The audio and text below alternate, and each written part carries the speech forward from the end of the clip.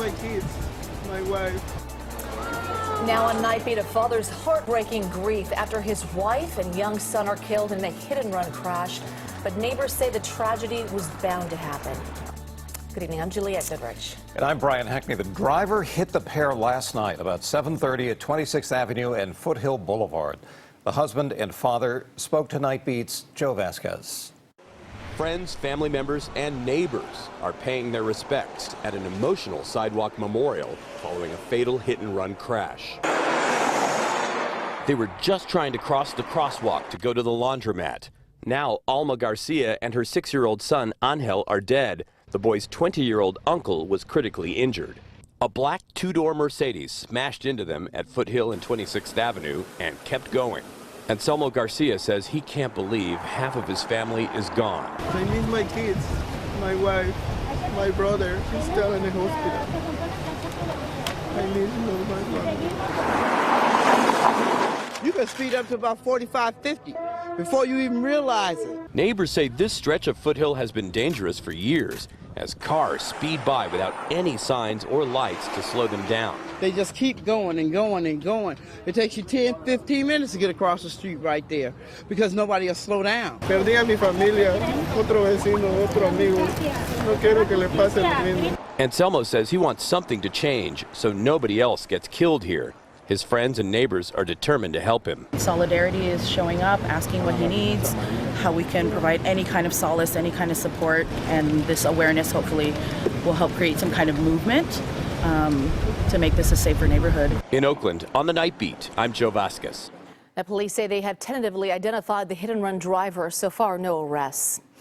Let's take a live look now at the East Bay from our exclusive Salesforce Tower. It's a cool night outside, and Brian says you may want to get your umbrellas ready for tomorrow. It couldn't hurt. We've got some showers moving through the Bay Area, and latest shows why. Low pressure is off the Pacific Northwest, and it is going to be sending a cold front down through the Bay Area tomorrow morning in the far North Bay. It'll sweep south as the day progresses, so will the front.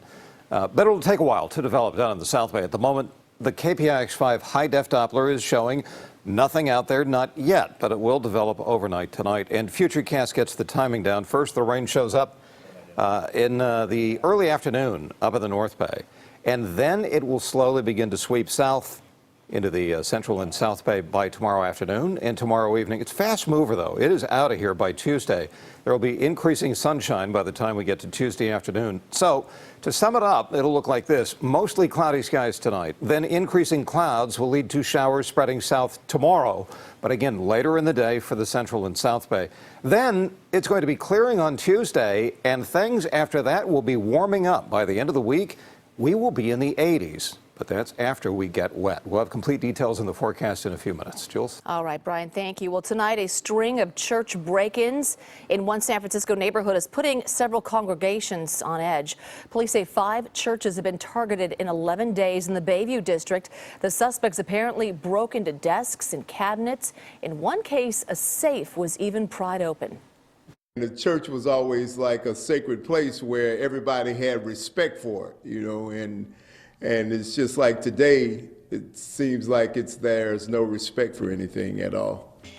SFPD plans to hold a community meeting on Wednesday to discuss the church burglaries.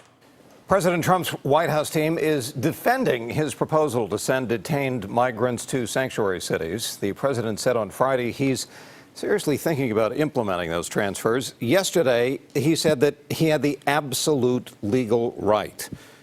Democrats called the proposal dehumanizing, costly, and illegal. But today, his press secretary reinforced the administration's plan and said many sanctuary cities are run by Democrats. They support open borders, they support sanctuary cities, so let's spread out some of that burden and let's put it in some of those other locations if that's what they want to see happen and are refusing to actually help fix the problem. Sanders also dismissed reports that Mr. Trump offered a pardon to his new acting Secretary of Homeland Security if he breaks immigration laws. An East Bay congressman now running for president kicked off his campaign this afternoon in his hometown.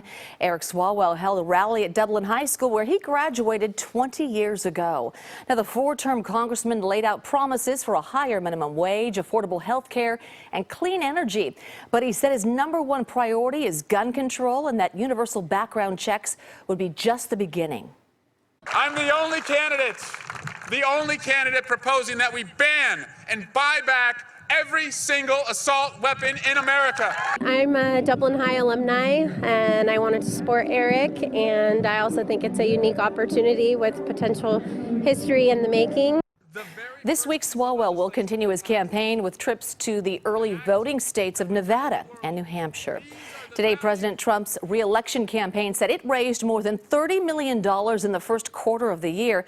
That's a bit more than the top two Democrats combined, Bernie Sanders and Kamala Harris. Harris now has released 15 years of tax returns in a move to show transparency during her run for the presidency. In their 2018 return, Harris and her husband report income of about $2 million. That includes Harris's Senate salary and the $320,000 she made from writing a book. Together, Harris and attorney Doug Emhoff paid more than $500,000 in federal taxes in 2018. Their average tax rate has been about 32% since they married 5 years ago. The newly released records cover every year since Harris was elected San Francisco DA back in 2004.